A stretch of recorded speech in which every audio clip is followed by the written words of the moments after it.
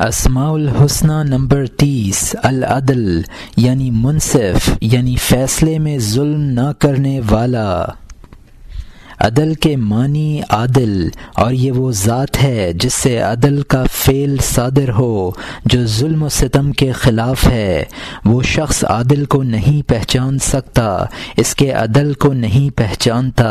لہذا جو شخص اس وصف کو معلوم کرنا چاہے اس کو چاہیے کہ حتی المقدور اللہ تعالی کے تمام افعال کا جو بالائے آسمان سے لے کر زیر زمین تک تعلق رکھتے ہیں علم حاصل کرے، حتیٰ کہ جب وہ خدا کی آفرینش میں باوجود اپنے مقرر اور سحقرر غور و فکر کے کسی قسم کی کجی اور قصور نہ پائے گا تو بارگاہ رب العزت کی شان و عظمت اس کو دم بخود بنا دے گی، اور اس کے کاموں کا اعتدال و انتظام اس کو حیران کر دے گا۔ اس وقت عدل خداوندی کے معنی کا کوئی حصہ اس کے ذہن میں آ سکتا ہے۔ اللہ تعالی نے کئی قسم کی جسمانی و روحانی اور کامل و ناقص موجودات بنائی ہیں، اور ہر شے کو اس کی آفرینش عطا کی ہے۔ اس لحاظ سے وہ جواد عالی حوصلہ ہے، اور اس نے ہر چیز کو مناسب ترتیب میں رکھا ہے، اس لحاظ سے وہ عدل ہے۔ چنانچہ عالم کے بڑے بڑے اجسام زمین، پانی، ہوا، آسمان اور ستارے ہیں، خدا نے ان کو پیدا کر کے ایک مناسب ترتیب دی ہے۔ زمین کو سب سے نیچے رکھا ہے، اس پر پانی کو جگہ دی ہے، پھر پانی پر ہوا کا مقام بنایا ہے، اور ہوا پر آسمان قائم کیے ہیں۔ اگر اس ترتیب کو الٹ دیا جائے تو سارا نظام باطل ہو جائے۔ شاید یہ عدل و نظام کے لیے اس ترتیب کے مناسب ہونے کی شرح اکثر لوگوں کی سمجھ میں نہ آئے، لہٰذا ہم عام لوگوں کی فہم و ادراک کا لحاظ رکھتے ہیں کہ انسان کو چاہیے کہ اپنے بدن کے متعلق غور کرے جو مختلف اعضاء سے مرکب ہے، جیسے کہ عالم کا بدن مختلف اجسام سے مرکب ہے۔ انسانی بدن کو پہلے تو خدا نے ہڈی، گوشت اور چمڑے سے مرکب کیا ہے۔ ہڈیوں کو کھوکھلے ستون بنایا ہے، اور گوشت کو ان کا غلاف بنایا ہے، اور چمڑے کو گوشت کا غلاف قرار دیا ہے۔ اگر یہ ترتیب بالعکس ہو جائے اور اندر کی چیز باہر رکھی جائے تو سلسلہ درہم برہم ہو جائے۔ اگر یہ بات بھی تمہارے نزدیک باریک ہے تو ایک اور مثل سنو۔ اللہ تعالی نے انسان کے مختلف اعضاء مثلا ہاتھ، پاؤں، آنکھیں، ناک اور کان پیدا کیے ہیں۔ وہ ان اعضاء کے پیدا کرنے میں تو وہ جواد ہے، اور ان کو خاص مقامات پر رکھنے میں عادل ہے۔ مثلا آنکھ کو ایسے مقام پر رکھا ہے جو اس کے لیے بدن میں تمام مقامات کی بنسبت زیادہ مناسب ہے، کیونکہ اگر اس کو گدی پر یا پاؤں پر، ہاتھ پر، کھوپڑی پر بنایا ہوتا تو جس قدر اس کے نقصانات کا اندیشہ تھا وہ مخفی نہیں۔ اور اسی طرح اس نے ہاتھوں کو کندھوں سے متعلق کیا ہے۔ اگر ان کو سر کے ساتھ یا کوکھوں میں یا گھٹنوں پر لگا دیتا تو اس سے جو خلل آتا وہ محتاج دلیل نہیں۔ اسی طرح اس نے تمام حواس سر میں جمع کیے ہیں، کیونکہ وہ جاسوس ہیں۔ ان کو تمام بدن سے بلند مقام پر ہونا ضروری تھا۔ اگر ان کو پاؤں پر رکھا ہوتا تو قطعاً ان کا نظام خلل پذیر ہو جاتا۔ اس امر کی تفصیل ہر عضو کے متعلق کی جائے تو یہ بیان بہت لمبا ہو جائے گا۔ بالاجمال اتنا سمجھ لینا چاہیے کہ اس نے جو چیز جس مقام پر پیدا کی ہے وہ اسی جگہ کے لیے مناسب ہے۔ اگر اس جگہ سے دائیں طرف یا بائیں طرف یا اوپر یا نیچے بنائی جاتی تو ناقص یا باطل باطل یا خراب یا بدنما اور غیر متناسب ہوتی، ناک کو چہرے کے وسط میں پیدا کیا ہے، اگر اس کو ماتھے میں یا ایک رخسار میں بنایا ہوتا تو اس کے موجودہ فوائد میں ضرور کمی آ جاتی اور تجھے اس کی حکمت کا بخوبی پتہ لگ جاتا۔ واضح ہو کہ سورج کو جو خدا نے چوتھے آسمان پر بنایا ہے تو یہ کوئی لغو بات نہیں ہے، بلکہ اس نے بجا کیا ہے اور اس کو ایسے مقام پر رکھا ہے جو اس کے مقاصد حاصل ہونے کے لیے مناسب ہے، مگر تم اس کی حکمت کو سمجھنے سے قاصر ہو، کیونکہ تم کو عالم بالا اور عالم سفلی میں غور و فکر کرنے کی کم استعداد ہے۔ اگر تم ان میں نظر کرو تو ایسے عجائبات ملاحظہ کرو جن کے آگے تمہارے بدن کے عجائبات ہیچ ہیں اور کیوں نہ ہوں، جبکہ آسمان و زمین کی آفرینش لوگوں کی آفرینش سے بڑی ہے۔ کاش کہ تم کو اتنی توفیق ہوتی کہ اپنے نفس کی عجائبات کو سمجھتے اور اس میں اور اس کے ارد گرد کے اجسام میں غور کرنے سے فراغت پاتے، تاکہ اس زمرہ میں شریک ہو جاتے جس کے بارے میں اللہ تعالی فرماتا ہے سنریہم آیاتنا فی الآفاق وفی انفسہم، یعنی ان قریب ہم ان کو اپنے نشان زمانے میں اور خود ان کے نفسوں میں دکھائیں گے۔ یہ مرتبہ تو تم کو کہاں نصیب ہو سکتا ہے کہ ان لوگوں میں شامل ہو جن کے بارے میں خدا نے فرمایا ہے کہ وَكَذَلِكَ نُرِي إِبْرَاهِيمَ مَلَكُوتُ السَّمَاوَاتِ وَالْأَرْضِ وَلِيَكُونَ مِنَ الْمُوقِنِينَ، یعنی اس طرح ہم ابراہیم کو آسمان اور زمین کے عجائبات دکھاتے ہیں تاکہ وہ ارباب یقین میں شامل ہو جائیں، اور اس شخص کے لیے آسمانوں کے دروازے کیوں کر کھولے جائیں گے جس کو دنیا کے فکر و تردد نے اپنے دھندوں میں غرق کر رکھا ہو اور حرص و ہوا نے اپنا غلام بنا لیا ہو۔ الغرض یہ بیان اس اکیلے اسم کی راہ معرفت کی پہلی منزل دکھانے کے لیے ایک اشارہ تھا۔ اس کی پوری شرح کے لیے کئی بڑے دفتر درکار ہوں گے، اور اسی طرح ہر اسم کے معنی کی شرح، کیونکہ تمام اسماء افعال سے مشتق ہیں جن کا سمجھنا افعال اور ان اشیاء کے سمجھنے پر موقوف ہے جو اللہ تعالی کے افعال سے موجود ہے، اور جو شخص ان کا مجمل مفصل علم نہیں رکھتا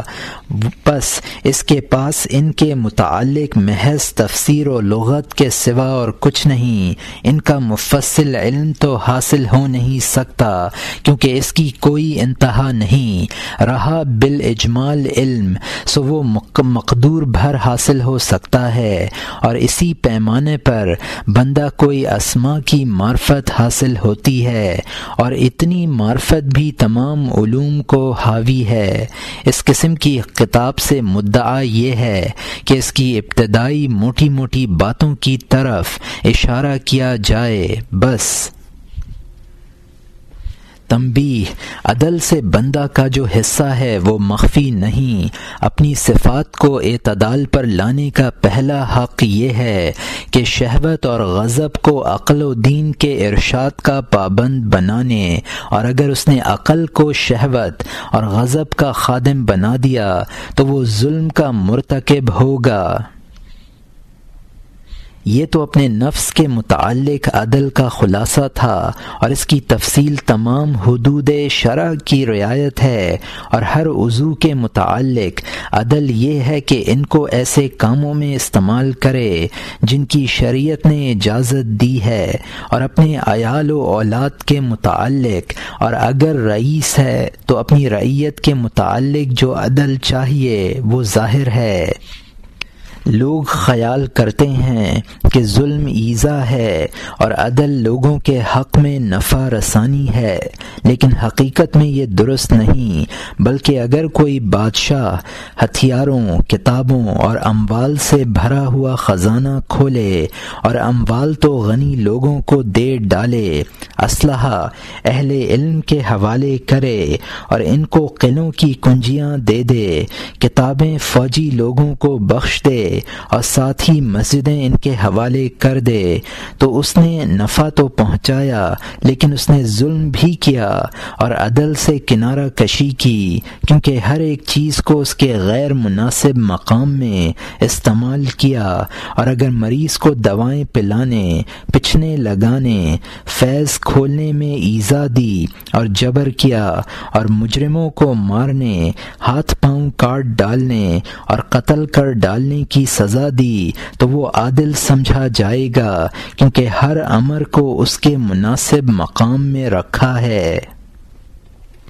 دین کی جہت سے اس وصف کے مشابہ میں بندہ کا حصہ اس بات کا ایمان ہے کہ اللہ تعالی عادل ہے، اس کی تدبیر اور حکم اور تمام افعال کے متعلق اس پر اعتراض نہیں کیا جا سکتا، خواہ وہ بندہ کی مراد کے موافق ہوں یا نہ ہوں، کیونکہ یہ ساری باتیں انصاف ہیں اور ویسی ہی ہیں جیسی چاہیے۔ اگر وہ اس کام کو نہ کرتا جو اس نے کیا ہے تو اس سے کوئی اور خرابی پیدا ہو جاتی جو اس سے بھی زیادہ ضرر رساں ہوتی، جیسے کہ اگر مریض کو پچھنے نہ لگوائے جائیں تو ایسا نقصان پہنچے جو پچھنوں کی روح سے زیادہ تکلیف دہ ہو۔ اس لحاظ سے اللہ تعالی عادل ہے، اور اس بات پر ایمان لانا تمام ظاہری و باطنی انکار و اعتراض کی جڑ کاٹ ڈالتا ہے۔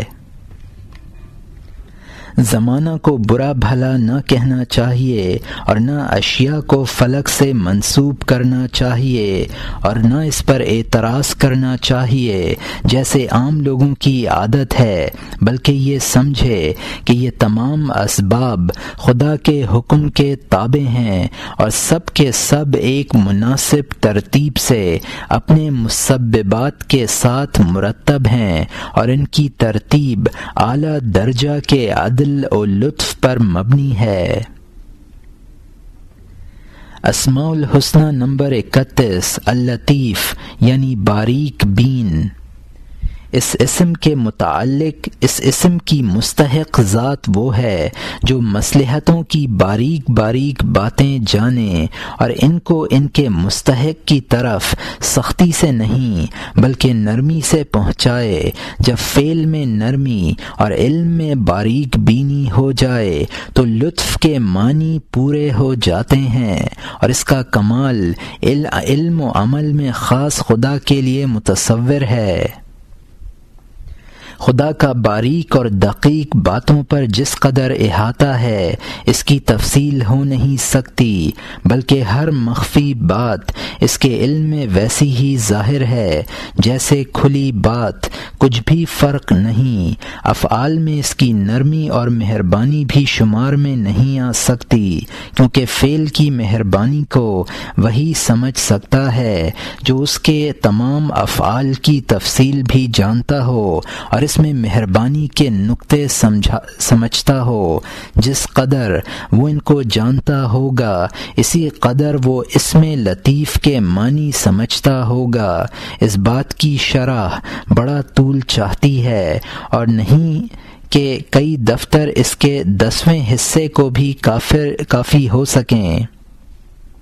ہاں، اس کی بعض باتوں کا اشارہ کیا جا سکتا ہے۔ خدا کے بے انتہا لطفوں میں سے ایک لطف یہ ہے کہ وہ جنین کو ماں کے پیٹ میں پیدا کرتا ہے اور اس کی حفاظت کرتا ہے اور ناف کے ذریعے غذا پہنچاتا ہے، یہاں تک کہ وہ متولد ہوتا ہے تو منہ سے کھانے لگتا ہے۔ تولد کے وقت خدا اس کو سکھا دیتا ہے کہ پستان کو منہ میں پکڑے اور چوسے، خواہ رات کا اندھیرا ہو، نہ اور کوئی اس کو سکھاتا ہے اور نہ وہ کسی کو اس طرح کرتے دیکھتا ہے، بلکہ وہ انڈے کو توڑ کر چوزا نکالتا ہے اور اس کو دانے چگنے سکھاتا ہے۔ پھر یہ کہ وہ اس کے پیدا ہونے کے دانت نہیں بناتا، کیونکہ ابھی دودھ پینے کی عمر، دانتوں کی ضرورت نہیں پڑتی۔ پھر جب اس کے بعد طعام چبانے کے لیے دانتوں کی ضرورت پڑتی ہے تو دانت اگاتا ہے۔ وہ یہ کہ وہ کسی طرح کے دانت بناتا ہے، ایک داڑھیں ہیں جو طعام کو پیسنے کے لیے ہیں، اور ایک کچلیاں ہیں جو توڑنے کی غرض سے ہیں، اور ایک سامنے کے دانت ہیں جو کاٹنے کی خاطر ہیں۔ پھر یہ کہ وہ زبان کو جس سے ظاہری غرض کلام ہے، طعام کو دانتوں کی چکی میں ڈالنے کے کام پر معمور کرتا ہے۔ ایک لقمہ کے میسر ہونے کے متعلق خدا کی مہربانی کا مفصل ذکر کیا جائے جو بندہ کو بلا مشقت ہاتھ آتا ہے اور جس کی اصلاح اور تکمیل ہے، ایک مخلوق نے جس کا شمار نہیں ہو سکتا مدد دی ہے۔ کسی نے زمین کو درست کیا، کسی نے بیج بویا، کسی نے سینچا، کسی نے فصل کو کاٹا، کسی نے کھلیان سے غلہ نکالا، کسی نے اس کو پیسا، کسی نے گوندھا، کسی نے پکایا وغیرہ وغیرہ، تو اس کی تفصیل اختتام کو پہنچی۔ الغرض، اللہ تعالیٰ نے اس حیثیت سے کہ اس نے امور کی تدبیر کی ہے، حکم ہے، اور اس حیثیت سے کہ ان کو ایجاد کیا، جواد ہے، اور اس حیثیت سے کہ ان کو ترتیب دی، مصور ہے، اس حیثیت سے کہ ہر چیز کو اس کے مناسب مقام میں رکھا، عدل ہے، اور اس حیثیت سے کہ اس میں نرمی کے وجوہ کی کوئی باریکی نہیں چھوڑی، لطیف ہے، اور جو شخص ان افعال کی حقیقت نہیں سمجھتا وہ ان اسماء کی حقیقت بھی نہیں سمجھ سکتا۔ بندوں کا اس پر ایک لطف یہ ہے کہ اس نے ان کو کفایت سے زیادہ توفیق دی ہے اور طاقت سے کم مجبور کیا ہے۔ ایک لطف یہ ہے کہ تھوڑی بہت یعنی دنیاوی عمر میں خفیف کوشش کرنے پر ان کو ابدی سعادت حاصل کرنے کی توفیق دی ہے، کیونکہ اس عمر کو عید کے ساتھ کچھ بھی نسبت نہیں۔ ایک لطف یہ ہے کہ وہ لید اور خون میں صاف دودھ اور سخت پتھروں سے نفیس جواہر اور مکھی سے شہد اور کیڑے سے ریشم اور سیپی سے موتی پیدا کرتا ہے، اور ان سب سے زیادہ عجیب بات یہ ہے کہ وہ انسان کو گندے نطفے سے پیدا کر کے اس کو اپنی معرفت کا خزانہ، اپنی امانت کا حامل اور آسمانوں کے عجائبات کا نظارہ دیکھنے والا بناتا ہے، اور یہ بھی وہ لطف ہے جو شمار میں نہیں آ سکتا۔ تنبیہ، اس وصف سے بندے کا خاص حصہ یہ کہ وہ اللہ کے بندوں کے ساتھ نرمی سے پیش آئے، خدا کی طرف بلانے اور سعادت آخرت کی ہدایت کرنے میں ان کے ساتھ ملامت کرے، بلا اس کے کہ تحقیر، سختی، لڑائی اور تعصب کرے۔ سب سے اچھا لطف جس میں قبول حق کی ایک کشش موجود ہوتی ہے وہ پاک عادات، اچھے خصائل اور نیک اعمال ہیں، کیونکہ چکنی چپڑی باتوں کی نسبت یہ امور زیادہ مؤثر اور پرلطف ہوتے ہیں۔ اسماء الحسنی نمبر 32 الخبیر یعنی آگاہ، دانا، عالم اور عارف۔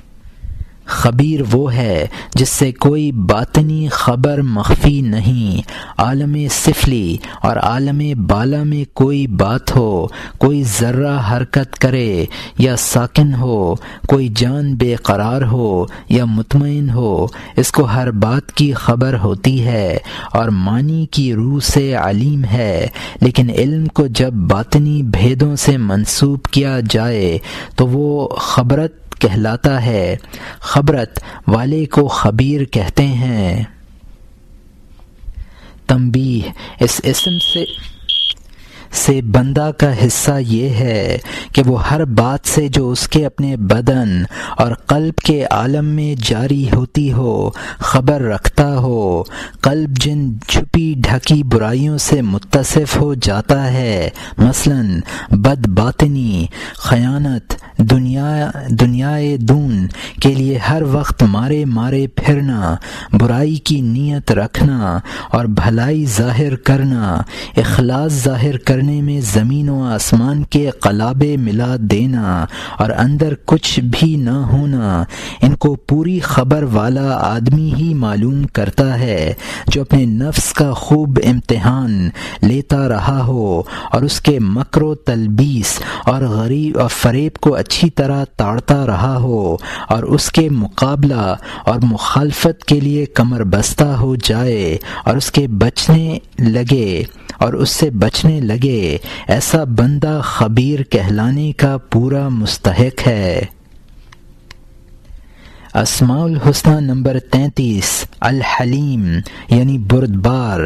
حلیم وہ ذات ہے جو نافرمان لوگوں کو نافرمانی اور اپنے حکم کی مخالفت ہوتے دیکھے پھر بھی وہ غضب میں بے قرار نہ ہو، نہ اس کو غصہ عارض ہو، اور باوجود پورے اقتدار کے وہ بے حوصلگی کے ساتھ انتقام لینے میں جلدی نہ کرے، جیسے کہ اللہ تعالی نے فرمایا وَلَوْ يُؤَاخِذُ اللَّهُ النَّاسَ بِمَا كَسَبُوا مَا تَرَكَ عَلَى ظُهْرِهَا مِن دَابَّةٍ، یعنی اگر خدا لوگوں کی بدعمالیوں پر گرفت کرنے لگے تو روئے زمین پر کسی جاندار کو زندہ نہ چھوڑے۔ تنبیہ، حلیم کے وصف سے بندہ کا حصہ ظاہری ہے، اتنا سمجھ لو کہ بندوں کے اچھے فضائل میں سے ہے جو شرح و تفصیل کا محتاج نہیں۔ اسماء الحسنی نمبر 34، العظیم یعنی بزرگ، بڑا۔ واضح ہو کہ عظیم کا اسم اپنی وضع اول میں اجسام پر بولا جاتا ہے، چنانچہ کہا کرتے ہیں کہ یہ جسم عظیم ہے، اور جب ایک جسم دوسرے جسم سے طول عرض اور عمق میں زیادہ بڑا ہو تو کہتے ہیں یہ جسم اس جسم سے اعظم ہے۔ یہ اسم عظیم دو قسم کی اشیاء پر بولا جاتا ہے، ایک تو وہ شے جو ساری کی ساری نظر آ جاتی ہے، دوسری وہ جس پر پورے طور سے نگاہ کا محیط اور حاوی ہونا متصور نہ ہو سکے، جیسے زمین، آسمان وغیرہ۔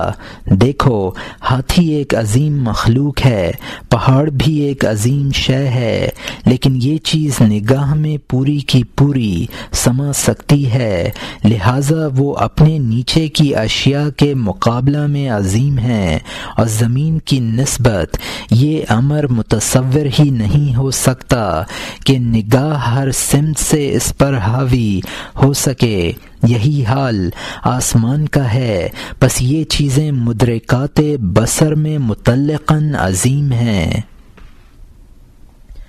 مدرکات بصیرت یعنی جو باتیں عقل میں آ سکتی ہیں، بڑا تفاوت ہے۔ بعض کی کنہ و حقیقت پر عقل محیط ہو سکتی ہے اور بعض پر محیط ہونے سے قاصر ہے۔ جن اشیاء کی کنہ و حقیقت پر محیط ہونے سے عقل قاصر ہے ان کی دو قسمیں ہیں، ایک تو وہ جن پر بعض عقول کا حاوی ہونا متصور ہو سکے اگرچہ اکثر عقول ان سے قاصر ہوں، دوم وہ جن کا عقل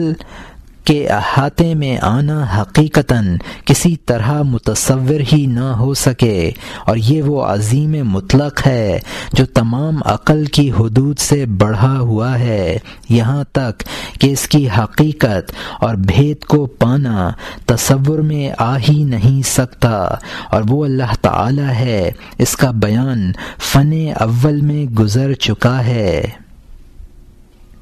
تنبیہ: بندوں میں سے عظیم انبیاء علماء ہیں جن کی تھوڑی سی صفات کا بھی اگر کوئی عقل مند تصور کرتا ہے تو ہیبت و رعب سے اس کا سینہ بھر جاتا ہے اور دل میں ان کی عظمت کے خیال کے سوا اور کسی بات کی گنجائش نہیں رہتی۔ اس لحاظ سے ہر نبی اپنی امت کے حق میں اور شیخ اپنے مرید کے حق میں اور استاد اپنے شاگرد کے حق میں عظیم ہے، کیونکہ عقل اس کی صفات کے احاطہ سے قاصر ہے، تو اگر وہ اس کے برابر ہو جائے یا اس سے بڑھ جائے تو بھی اس کی طرف اضافت کرنے سے عظیم نہیں کہلائے گا۔ جو عظیم خدا کے سوا کسی اور چیز کے لیے فرض کیا جائے وہ ناقص ہے۔ ایسا عظیم مطلق نہیں ہو سکتا، کیونکہ اس کی عظمت ایک شے چھوڑ کر دوسری شے کی طرف اضافت کرنے سے ظاہر ہوتی ہے، بخلاف خدا کی عظمت کے، کیونکہ عظیم مطلق ہے، بطریق اضافت عظیم نہیں۔ اسماء الحسنی نمبر 35 الغفور یعنی بہت بخشنے والا۔ یہ اسم غفار کا ہم معنی ہے، لیکن اس میں ایک قسم کا مبالغہ پایا جاتا ہے جو غفار میں نہیں، کیونکہ غفار کا مبالغہ منکر مغفرت کے لحاظ سے ہے، چنانچہ فعال کا صیغہ کثرت فعل پر دال ہے اور فعول کا صیغہ فعل کی عمدگی اور کمال اور وسعت پر دلالت کرتا ہے۔ بس وہ غفور ہے بائیں معنی کہ وہ پوری اور مکمل غفران والا ہے، حتیٰ کہ وہ مغفرت کے انتہائی درجوں کو پہنچا ہوا ہے۔ اس کے متعلق بھی پیچھے ذکر ہو چکا ہے۔ اسماء الحسنی نمبر 36 الشکور۔ شکور وہ ہے جو تھوڑی سی طاعت کے عوض میں بہت سے درجے عطا فرماتا ہے اور چند روزہ عملوں کے بدولت آخرت میں غیر محدود نعمتیں دیتا ہے، اور جو کوئی نیکی کا کئی گنا عوض دے اس کی نسبت کہا کرتے ہیں کہ اس نے اس نیکی کا شکر کیا، اور جو کوئی محسن کی تعریف کرے اس کی نسبت یہ کہا جاتا ہے کہ اس نے اپنے محسن کا شکریہ ادا کیا۔ اگر عوض و جزا کی زیادتی کے معنی کا لحاظ کرو تو اللہ تعالیٰ کے سوا شکور مطلق کوئی نہیں، کیونکہ وہ عوض میں جس قدر زیادہ دیتا ہے اس کا شمار و حصر نہیں ہے۔ دیکھو، بہشت کی نعمتیں کبھی ختم ہونے والی نہیں ہیں، اور اللہ تعالیٰ فرماتا ہے کلوا واشربوا ہنیئا بما اسفلتم فی الایام الخالیہ، یعنی خوب مزے کے ساتھ کھاؤ پیو بعوض ان عملوں کے جو تم نے گزشتہ دنوں میں کیے۔ اور اگر تم تعریف کے معنی کا لحاظ کرو تو خدا کے سوا کسی چیز کی تعریف کرنے والے کی تعریف خدا ہی کی تعریف بن جاتی ہے، اور پروردگار جب اپنے بندوں کے عملوں کی تعریف کرتا ہے تو اپنی ہی فصل کی تعریف کرتا ہے، کیونکہ ان کے اعمال اسی کے پیدا کردہ ہیں۔ اگر وہ شخص شکور کہلا سکتا ہے جس کو کچھ ملے اور شکر کرے، تو وہ ذات جو بندہ کو عطا بھی کر کے اور بندہ ہی کا شکر زیادہ عطا کرے تو وہ شکور کہلانے کا نہایت ہی حقدار ہے۔ اللہ تعالیٰ اپنے بندوں کی جو تعریف کرتا ہے وہ اس قسم کی ہے جیسے والذاکرین اللہ کثیرا والذاکرات، اور یاد کرنے والے اللہ کو بہت اور یاد کرنے والیاں، اور جیسے نعم العبد انہ اواب، کیا اچھے بندے تھے کہ بات بات میں خدا کی طرف رجوع کرتے تھے وغیرہ، اور یہ تمام خدا کا عطیہ ہے۔ تنبیہ: بندہ دوسرے بندے کے حق میں شاکر یوں ہو سکتا ہے کہ کبھی اس کے احسان پر اس کی تعریف کرے اور کبھی اس کی نیکی کا کئی گنا عوض دے، اور یہ بات اچھی خصلتوں میں سے ہے۔ فرمایا رسول اللہ صلی اللہ علیہ وسلم نے کہ من لم یشکر الناس لم یشکر اللہ، جو بندوں کا شکریہ ادا نہیں کرتا وہ خدا کا شکر کب ادا کرے گا؟ خدا کے حق میں اس کا شکر بہر صورت مجاز اور توسع کی قسم سے ہوگا، کیونکہ اگر وہ تعریف کرے گا تو اس کی پوری تعریف نہ ہو سکے گی، اگر اس کی اطاعت کرے گا تو اس کی اطاعت خود اللہ کی ایک اور دوسری نعمت ہے، بلکہ قابل شکر نعمت کے علاوہ عین اس کا شکر بھی ایک دوسری نعمت ہے۔ اللہ کی نعمتوں کے شکر کا سب سے اچھا طریقہ یہ ہے کہ ان کو اس کی نافرمانیوں میں استعمال نہ کرے بلکہ اس کی اطاعت کے کام میں لائے، اور یہ بھی خدا کی توفیق اور رہنمائی کے ساتھ ہے۔ بندہ کے شاکر ہونے میں اور اس بات کے تصور میں ایک باریک نقطہ ہے جس کو ہم نے کتاب احیاء العلوم الدین کی کتاب الشکر میں بیان کیا ہے، وہاں ملاحظہ کرو، یہاں اس کے بیان کی گنجائش نہیں۔ اسماء الحسنی نمبر 37، العلی یعنی بہت اونچا۔ علی وہ ہے جس کے رتبے سے بڑا کوئی رتبہ نہیں اور اس کے مرتبے سے تمام مراتب نیچے ہوں، اور یہ اس لیے ہے کہ علی آؤ سے مشتق ہے اور یہ اس علو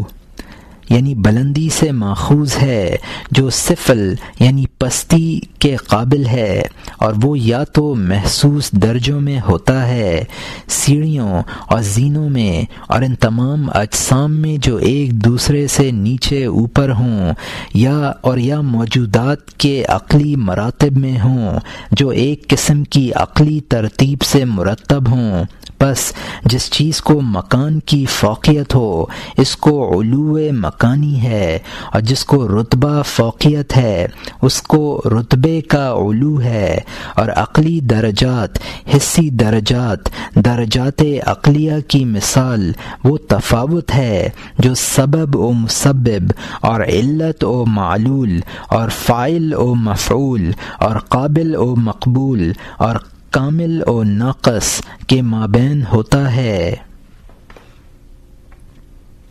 چنانچہ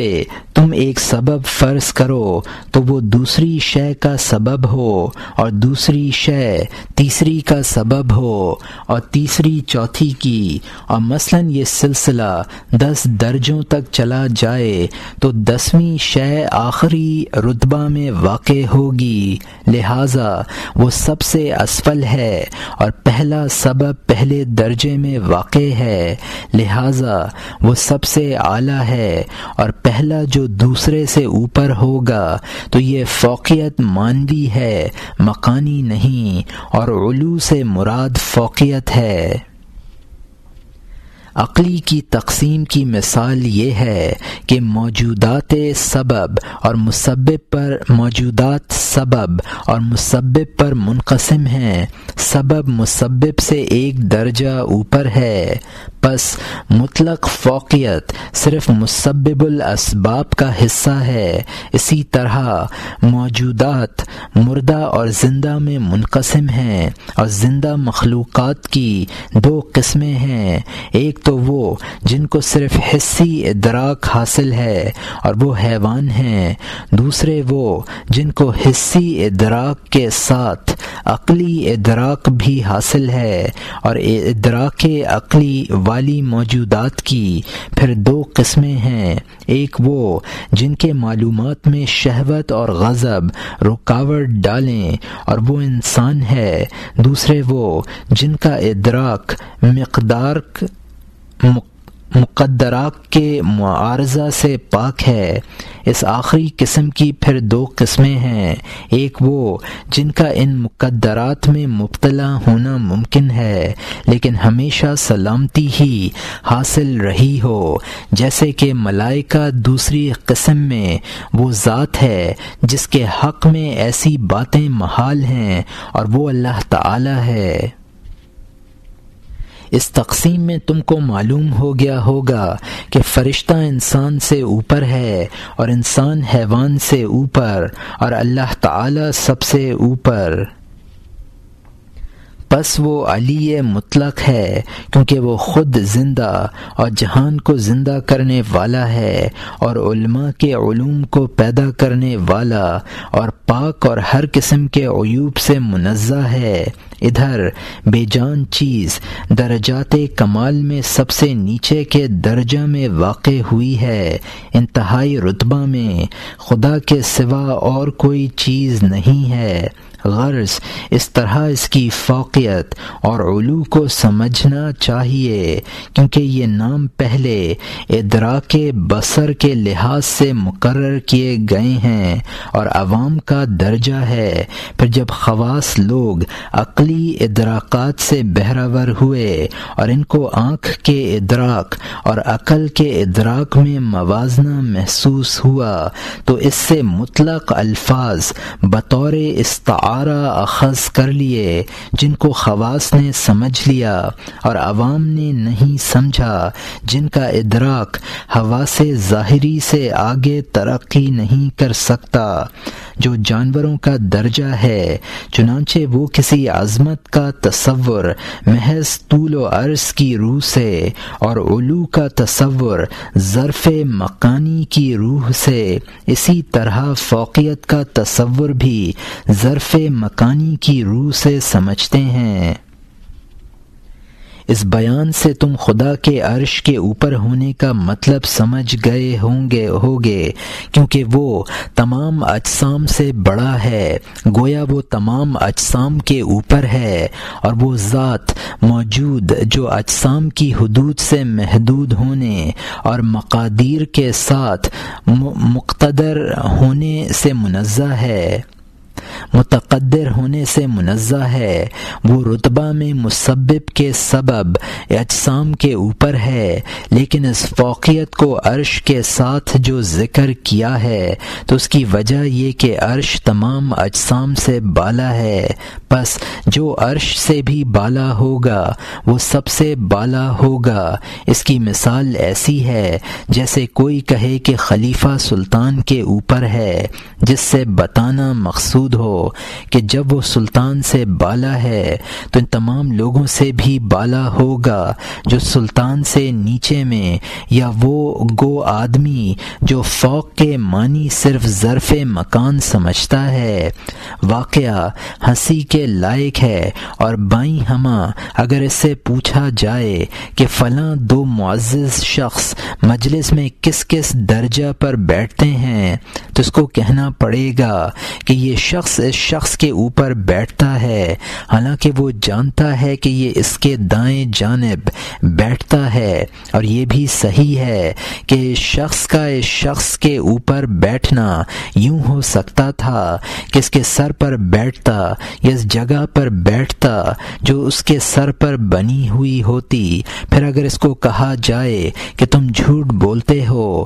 تو وہ نہ اس کے اوپر بیٹھتا ہے نہ اس کے نیچے بلکہ اس کے پہلو میں بیٹھتا ہوگا، تو وہ اس اعتراض سے آگ بگولا ہو کر کہے گا کہ کیا تم بھی کیا آدمی ہو کہ کچھ کا کچھ سمجھ جاتے ہو؟ جی، اس فوقیت سے مراد رتبہ کی فوقیت اور صدر کا قرب تھانہ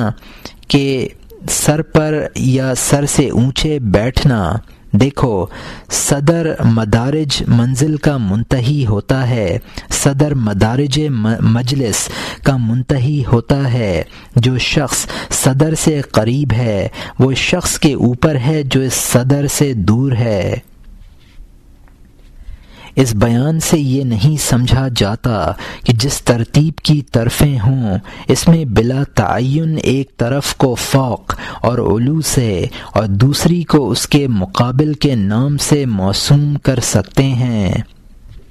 تنبیہ: بندہ کا علی ہونا ممکن نہیں، کیونکہ وہ جو درجہ حاصل ہو سکتا ہے اس سے اوپر کوئی نہ کوئی درجہ ضرور ہوتا ہے، اور یہ انبیاء ملائکہ کے درجے ہیں۔ ہاں، یہ ہو سکتا ہے کہ بندہ کوئی ایسا درجہ حاصل کرے جو انسان کی جنس سے سب سے اونچا ہو،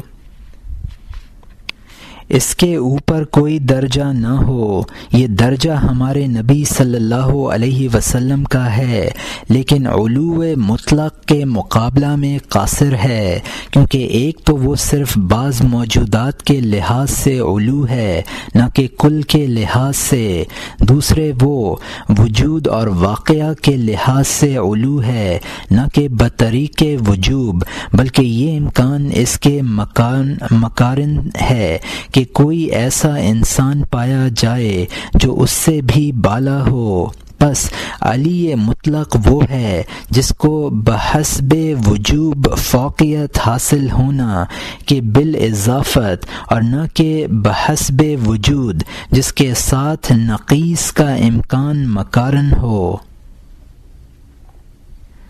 اسماء الحسنی نمبر 38 الکبیر۔ کبیر سے مراد صاحب کبریا اور کبریا سے مراد ذات کمال ہے، اور کمال ذات کے معنی کمال وجود، اور کمال وجود میں دو باتیں شامل ہیں۔ پہلی بات اس کا ازلی و ابدی دام ہے، پس جس وجود کے شروع میں عدم ہو یا آخر میں وہ ناقص ہے، اور اسی لیے جب کسی انسان کی عمر دراز ہو جاتی ہے تو اس کو کبیر کہتے ہیں۔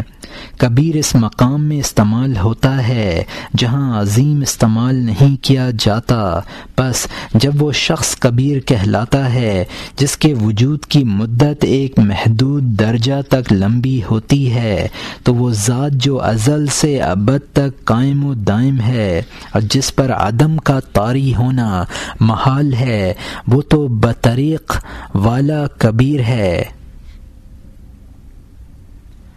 دوسری بات یہ کہ اس کا وجود وہ ہے جس سے ہر موجود کا وجود ہے، پس جس شے کا وجود فی نفسی ہی مکمل ہو، جب وہ کامل اور کبیر ہو تو وہ ذات جس سے تمام موجودات کا وجود ہو سب سے پہلے کامل اور کبیر ہے۔ تنبیہ: بندوں میں کبیر کامل شخص وہ ہے جس کی صفات کمال صرف اس میں بند نہ ہوں بلکہ دوسروں پر بھی اثر کریں۔ پس جس شخص کو اس کے پاس بیٹھنے کا موقع ملے اس کو کچھ نہ کچھ اس کے کمال کا فیض پہنچے۔ بندہ کا کمال اس کی عقل، پرہیزگاری اور علم میں ہوتا ہے۔ پس کبیر وہ عالم اور پرہیزگار شخص ہے جو لوگوں کو ہدایت کرے اور اس قابل ہو کہ لوگوں کو پیشوا ہے، جس کے نور اور علم سے لوگ روشنی حاصل کریں۔ اسی لیے حضرت عیسیٰ علیہ السلام نے فرمایا ہے کہ جو شخص صاحب علم ہو کر عمل بھی کرے تو عالم بالا میں عظیم کہلاتا ہے۔ اسماء الحسنی نمبر 39 الحفیظ یعنی نگہبان۔ حفیظ بہت بڑی نگہبانی کرنے والے کو کہتے ہیں۔ یہ معنی حفظ کے معنی کو سمجھنے ہی سے سمجھ میں آ سکتے ہیں، اور حفظ دو طرح پر ہے، ایک تو موجودات کے وجود کو ہمیشہ قائم رکھنا، اس کے مقابلہ میں اعدام ہے، اور اللہ تعالی آسمان، زمین، ملائکہ وغیرہ لمبی زندگی والی موجودات اور حیوانات و نباتات وغیرہ چھوٹی عمر والی موجودات کا حافظ ہے۔ دوم، جو حفظ کے زیادہ ظاہر معنی ہیں وہ متعدی اور متضاد چیزوں کو ایک دوسری سے بچانا ہے، اور اس متعدی سے وہ متعدی مراد ہے جو پانی اور آگ کے درمیان ہے، کیونکہ وہ دونوں طبعاً ایک دوسرے کے مخالف اور ایک دوسرے پر تعدی کرنے والے ہیں۔ یا تو پانی آگ کو بجھا دیتا ہے اور یا آگ پانی کو بخار کی صورت میں بدل کر ہوا بنا دیتی ہے، اور حرارت و برودت کا باہمی تضاد اور معاندت ظاہر ہے جو ایک دوسرے کو دباتی رہتی ہے۔ اس طرح رطوبت اور پیوست میں جو مخالفت ہے ظاہر ہے، اور تمام اجسام ارضی انہی مخالف ارکان سے مرکب ہیں، کیونکہ جاندار کے لیے حرارت غرضی کا ہونا ضروری ہے، اگر وہ نہ رہے تو زندگی نہ رہے، اور رطوبت بھی ضروری ہے جو اس کے بدن کی غذا ہوتی ہے، جیسے خون وغیرہ، اور پیوست لازم ہے جس کے ساتھ اس کے اعضاء منضبط اور باہم پیوستہ و چسپاں رہتے ہیں، خصوصاً وہ اجزاء جو سخت ہیں جیسے ہڈی، اور برودت بھی ضروری ہے جو حرارت کی تیزی کو کم کرے تاکہ وہ معتدل رہے اور باطنی رطوبتوں کو فوراً جلانے اور تحلیل کرنے نہ پائے۔ یہ چاروں ارکان باہم متعادی اور متنازع ہیں، اور اللہ تعالیٰ نے ان کو انسان کے چمڑے اور جاندار کے بدن اور نباتات کے جسم میں اور تمام مرکبات میں جمع کر دیا ہے۔ اگر وہ ان کی حفاظت نہ کرتا تو وہ باہم بگاڑ پیدا کر کے ایک دوسرے سے پھٹ جاتے، اور ان کی باہمی ترتیب امتزاج باطل ہو جاتا، اور وہ معنی باطل ہو جاتا جس کو ترکیب و مزاج کے ساتھ قبول کرنے کے لیے وہ مستعد ہوا تھا۔ اللہ تعالی اس کی حفاظت پہلے تو تعدیل قوی سے اور پھر امداد مغلوب سے کرتا ہے۔ تعدیل یہ ہے کہ مثلا قوت بارد کا درجہ قوت حار کے برابر ہوتا کہ جب وہ دونوں جمع ہوں تو ایک دوسری پر غالب نہ ہو سکیں بلکہ ایک دوسری کی مدافعت کریں، کیونکہ جب ان میں سے کوئی غالب نہیں ہوتی مغلوب کون ہو، پس وہ ایک دوسری کا مقابلہ کریں، اور ان کے مقابلے اور برابری کے ساتھ بدن کا قوام باقی رہے۔ اسی سے مراد اعتدال مزاج ہے۔ دوم، مغلوب کو اس چیز کے ساتھ امداد دینا جس سے وہ اپنی طاقت تازہ کر کے غالب کا مقابلہ کرے، مثلا حرارت برودت کو فنا کرتی اور سکھاتی ہے، پس جب وہ غالب آتی ہے تو برودت اور رطوبت کمزور ہو جاتی ہے، اور حرارت اور پیوست غالب آتی ہے، اور ضعیف کی امداد سرد تر جسم کے ساتھ ہو سکتی ہے، اور وہ پانی ہے۔ پیاس کا مطلب یہی ہے کہ سرد تر چیز کی ضرورت پیش آتی ہے، پس اللہ تعالی نے سرد تر اشیاء برودت اور رطوبت کی مدد کے لیے بنائی ہے کہ جب ایک ان میں سے غالب ہو تو اس کی مخالف چیز کو مقابلہ میں کھڑا کر دیا جائے جس سے وہ دب جائے، اور یہ امداد ہے، اور یہ غذا و دوا کے بنانے سے اور ایسے آلات و اوزار پیدا کرنے سے جو اس میں کام دیتے ہیں اور ان کو استعمال کی توفیق عطا فرمانے سے یہ امداد تکمیل کو پہنچی ہے، اور یہ تمام امور حیوانات اور متضاد اجزاء کے مرکبات کے بدنوں کی حفاظت کے لیے ہیں، اور یہی اسباب ہیں جن کی بدولت انسان اپنے جسم کی داخلی آفتوں سے محفوظ رہتا ہے، اور وہ بعض خارجی اسباب سے بھی ہلاکت کا نشانہ بنا رہتا ہے۔ جیسے خونخوار درندے اور جانی دشمن، پس ان سے محفوظ رکھنے کے لیے چند ایسے جاسوس پیدا کیے ہیں جو دشمن کے قریب آنے کی اطلاع دیتے ہیں، اور وہ اس کے مقدمۃ الجیش ہیں، جیسے آنکھ، کان وغیرہ۔ پھر اس کے لیے طاقتور ہاتھ اور اسلحہ عطا کیے ہیں، جن میں سے بعض مدافعانہ کام دیتے ہیں، جیسے ذرہ اور ڈھال، اور بعض خارجہ جیسی تلوار، چھری، بندوق وغیرہ۔ پھر بسا اوقات انسان دفع آفت سے عاجز آ جاتا ہے، اس کو اعلیٰ گریز سے مدد دی ہے، اور پاؤں سے چلنے والے جانداروں کے لیے پاؤں ہیں اور پرندے کے لیے بازو ہیں۔ اسی طرح خدا جلت قدرت کی حفاظت عالم علوی و عالم سفلی کے ذرے ذرے اور پتے پتے پر حاوی ہے، یہاں تک کہ میوے کے گودے کو سخت چھلکے اور پودے کی تراوت کو رطوبت کے ساتھ محفوظ رکھتا ہے، اور جو میوہ صرف چھلکے سے محفوظ نہر ہے اس کی حفاظت کانٹوں کے ساتھ کرتا ہے، جو میوہ صرف چھلکے سے محفوظ ہے اس کی حفاظت کانٹوں کے ساتھ کرتا ہے جو اسی کے ساتھ پیدا ہوتے ہیں، تاکہ ان سے بعض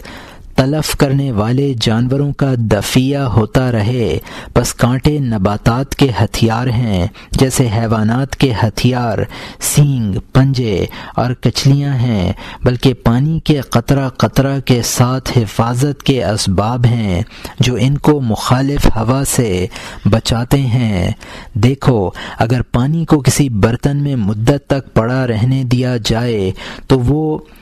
ہوا بن جاتا ہے، اور ہوا اس سے تری کی صفت دور کر دیتی ہے۔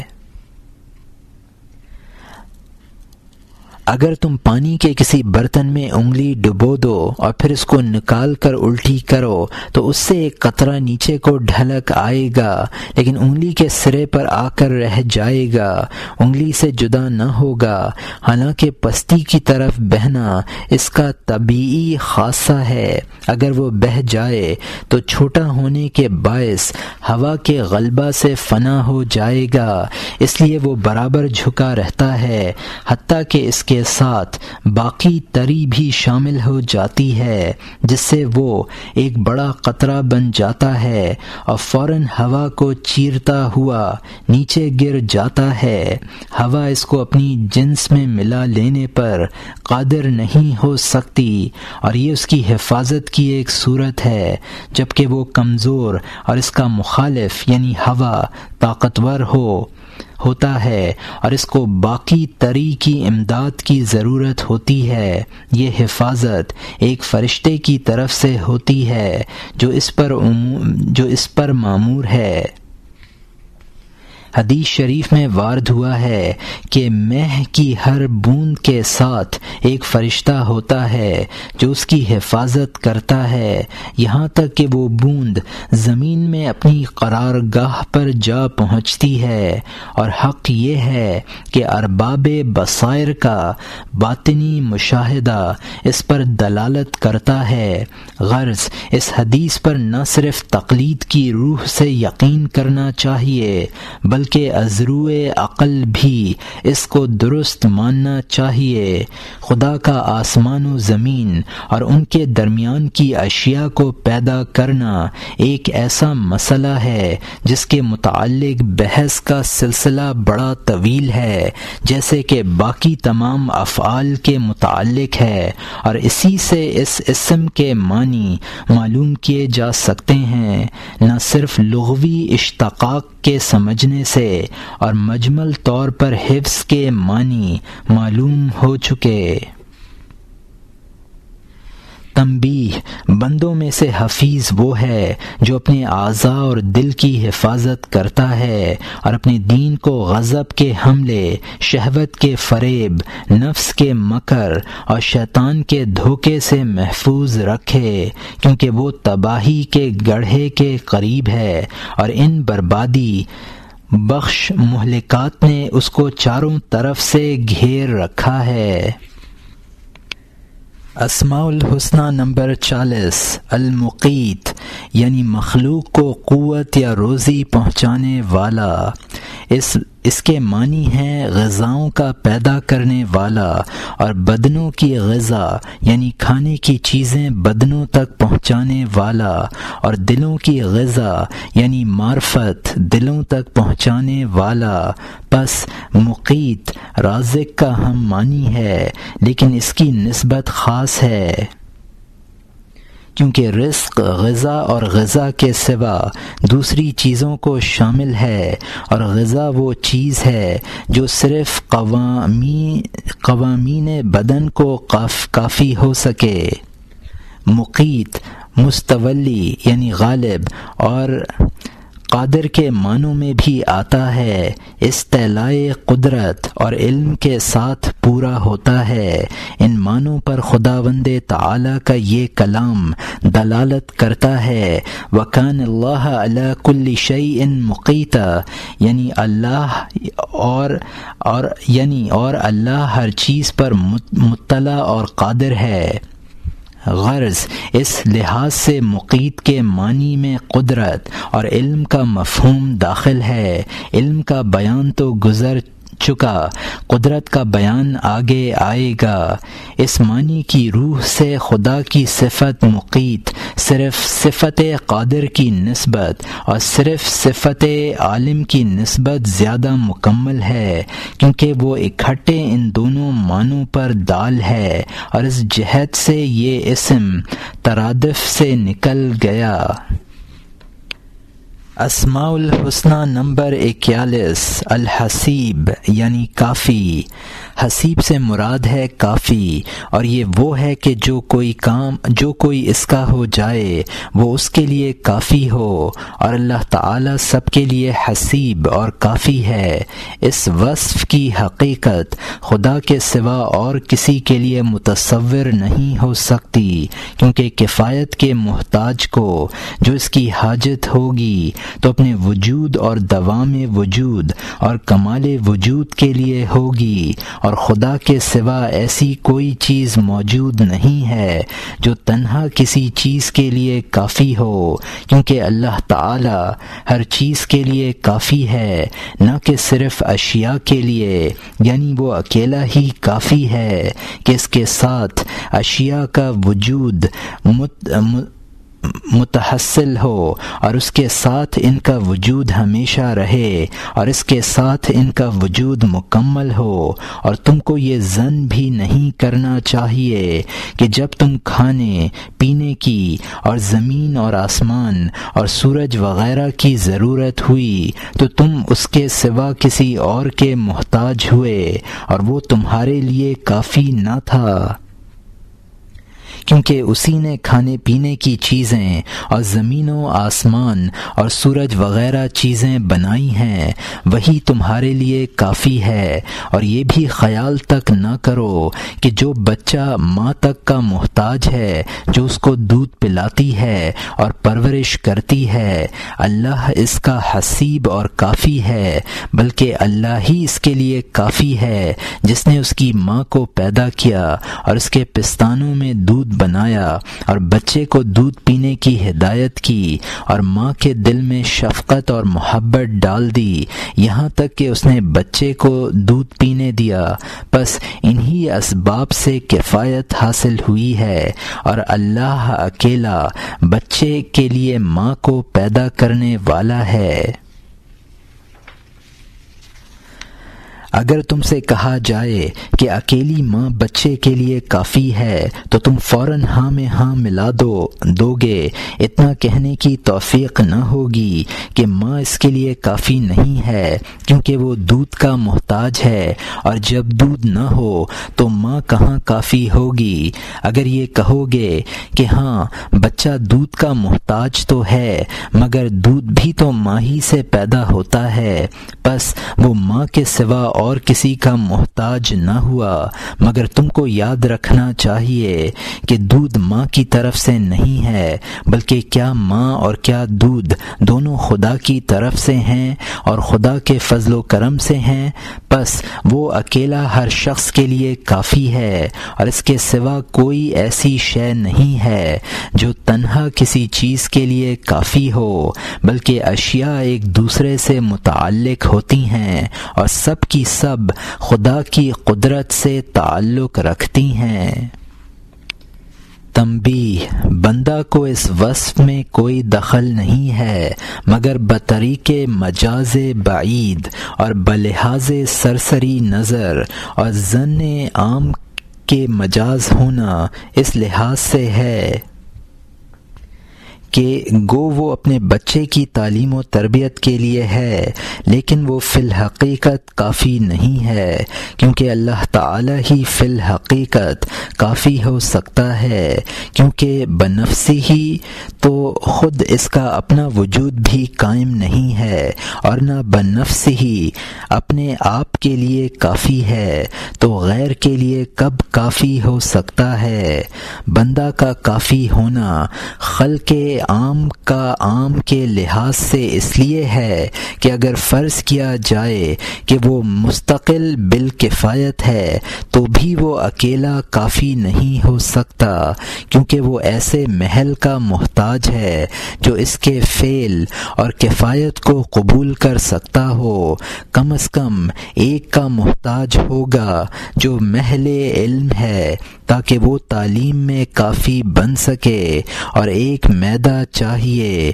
جو کھانا پہنچنے کی جگہ ہوتا ہے تاکہ وہ بدن میں کھانا پہنچانے کے لیے کافی ہو سکے۔ علاوہ ان کے وہ اور بہت سے اشیاء کا محتاج ہوگا جس کا کوئی شمار نہیں ہے، اور ان میں سے کوئی شے بھی اس کے اختیار میں نہیں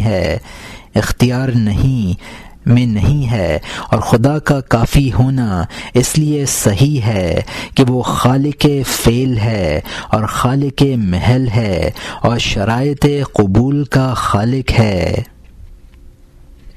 بندہ کا کافی کہلانا سرسری نظر سے اس لیے ہے کہ بسا اوقات ایک فاعل پر نظر پڑتی ہے اور اس کے سوا اور کسی کا خیال بھی دل میں نہیں گزرتا، پس وہ دیکھتا ہے یہ فاعل ہی کافی ہے، حالانکہ فی الحقیقت ایسا نہیں ہے۔ ہاں، بندہ کا حصہ جو اس اسم سے ہو سکتا ہے وہ یہ ہے کہ اس کی ہمت و ارادہ میں خاص اللہ تعالی نے اس کے لیے کافی ہو، یعنی اللہ کے سوا کسی کا ارادہ نہ کرے، نہ جنت کی خواہش رکھے، نہ اس کا دل دوزخ سے بچنے کی تدبیر کرنے میں مصروف رہے، بلکہ خاص خدا کے خیال میں ڈوبا رہے، اور جب اس کے جلال کا پرتاؤ اس پر پڑے تو کہے بس یہی مجھے کافی ہے، اس کے سوا مجھے اور کچھ درکار نہیں، باقی اشیاء خواہ ہاتھ سے جائیں یا رہیں۔ اسماء الحسنی نمبر 42 الجلیل یعنی بزرگ تر۔ جلیل کے معنی جلال کی صفتوں سے موصوف، اور جلال کی صفتیں ہیں غنا، ملک، تقدس، علم، قدرت وغیرہ جو پیچھے مذکور ہو چکی ہیں۔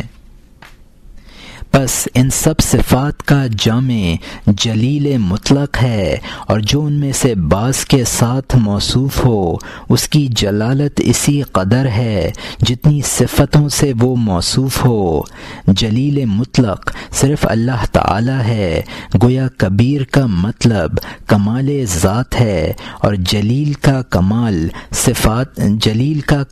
صفات ہے، اور صفات سب کی سب ادراک بصیرت کی طرف منسوب ہیں، بائیں حیت کہ وہ بصیرت پر حاوی ہو جاتی ہیں اور بصیرت ان پر حاوی نہیں ہوتی۔ صفات جلال جب اس بصیرت کی طرف منسوب کی جائیں جو اس کو ادراک کرتی ہیں تو اس کو جمال کہتے ہیں، اور ان سے متصف ہونے والا جمیل کہلاتا ہے۔ اسم جمیل اصل میں صورت ظاہری کے لیے موضوع ہے جو نظر سے محسوس ہوتی ہے، جبکہ وہ اس طرز کی ہو کہ نگاہ پسند کرے۔ پھر وہ صورت باطنی کے لیے منقول کیا گیا جو بصیرت یعنی عقلی نگاہ سے ادراک کی جاتی ہے، یہاں تک کہ کہا جاتا ہے فلاں شخص سیرت جمیلہ رکھتا ہے، اس میں خلق جمیل ہے، اور یہ صورت نظر عقلی سے ادراک کی جاتی ہے، نہ کہ ظاہری نظر سے، غرض کے باطنی صورت جبکہ کامل متناسب اور ان تمام کمالات کی جامع ہو جو اس کے لائق ہوں اور جیسی چاہیے وہ صورت بصیرت باطنہ کے لیے جو ادراک کرتی ہیں پسندیدہ اور دلکش ہے، جس کے نظارے سے ایک ایسی لذت، لطف اور سرور حاصل ہوتا ہے جو بصارت ظاہری کے ذریعے سے ظاہری صبیح و ملیح شکلوں کا نظارہ کرنے والے کو حاصل نہیں ہوتا۔ جمیل مطلق خاص اللہ تعالی ہے، کیونکہ دنیا میں جو جمال و کمال اور حسن و دل ربانی ہے وہ اسی ذات کے انوار اور صفات کے آثار سے ہے، اور ایسا موجود اس کے سوا اور کوئی نہیں ہے جس کو کمال مطلق حاصل ہو اور اس کا کوئی ثانی وجوداً یا امکاناً نہ ہو۔ اس لیے اس کا عارف اور اس کے جمال کا مشاہدہ کرنے والا اس قسم کی لذت اور سرور محسوس کرتا ہے جس کے آگے جنت کی نعمتیں اور ظاہری صورتوں کی خوش نمائیاں ہیچ ہیں، بلکہ صورت ظاہری کے جمال کو معانی باطنہ کے جمال سے جو کہ بصیرت کے ذریعے سے ادراک میں آ سکتا ہے کوئی مناسبت نہیں ہے۔ اس امر کو کتاب احیاء العلوم الدین کی کتاب المحبہ میں بیان کیا گیا ہے۔ پس ثابت ہوا کہ وہ جلیل اور جمیل ہے، اور ہر جمیل دیدار کرنے والے کے لیے محبوب و معشوق ہوتا ہے، تو اس کا لازمی نتیجہ ہے کہ وہ محبوب ہو، مگر ان لوگوں کے نزدیک جو اس کی معرفت سے بہرہ رکھتے ہیں جیسے ظاہری دل پسند صورتیں محبوب ہوتی ہیں، مگر ان لوگوں کے نزدیک جو آنکھیں رکھتے ہیں نہ کہ اندھوں کے نزدیک۔ تنبیہ: بندوں میں سے جلیل اور جمیل وہ ہے جس کی باطنی صفات اچھی ہوں، جن سے ارباب بصیرت کے دل لذت پائیں۔ رہا جمال ظاہری سو وہ ایک کم قدر چیز ہے۔ اسماء الحسنہ نمبر 43 الکریم یعنی بزرگ۔ کریم وہ ہے کہ جب قدرت پائے تو معاف کرے، اور جب وعدہ کرے تو اس کو پورا کر دکھائے، اور جب دینے لگے تو توقع سے بڑھ کر دے، یہ نہ دیکھے کہ کس کو دیتا ہے اور کتنا دیتا ہے۔ جب اس کو چھوڑ کر کسی اور کے سامنے حاجت پیش کی جائے تو اس کو منظور نہ کرے۔ جو شخص اس سے التجا کرے اس کو یوں ہی نہ ٹالے، بلکہ اس کو وسیلوں اور سفارشوں کا بھی محتاج نہ رکھے۔ بس جس میں یہ تمام صفات سچ مچ جمع ہوں، بناوٹی نہ ہوں، وہ کریم ہے، اور وہ صرف اللہ تعالی ہے۔ تنبیہ: ان صفات سے مزین ہونے کا فخر کبھی کبھی بندہ بھی حاصل کر لیتا ہے، لیکن صرف بعض امور میں اور ایک قسم کی تکلیف سے حاصل کرتا ہے۔ اسی لیے کبھی کبھی وہ کریم کی صفت سے موصوف کیا جاتا ہے، لیکن کریم مطلق کی نسبت سے وہ ناقص ہے، اور بندہ اس صفت سے کیوں نہ موصوف ہو، جبکہ رسول اللہ صلی اللہ علیہ وسلم نے فرمایا ہے کہ انگور کی بیل کو کرم نہ کہو، کیونکہ کرم مسلمان آدمی ہو سکتا ہے۔ کہتے ہیں کہ انگور کی بیل کو کرم اس لیے کہتے ہیں کہ وہ ایک پاکیزہ اور اچھے پھل والا درخت ہے جس کا پھل قریب ہی سے بآسانی ہاتھ آ جاتا ہے، نہ کانٹے ہیں، نہ کوئی اور آزار اور نہ کوئی اور ضرر رساں چیز ہے، بخلاف کھجور کے۔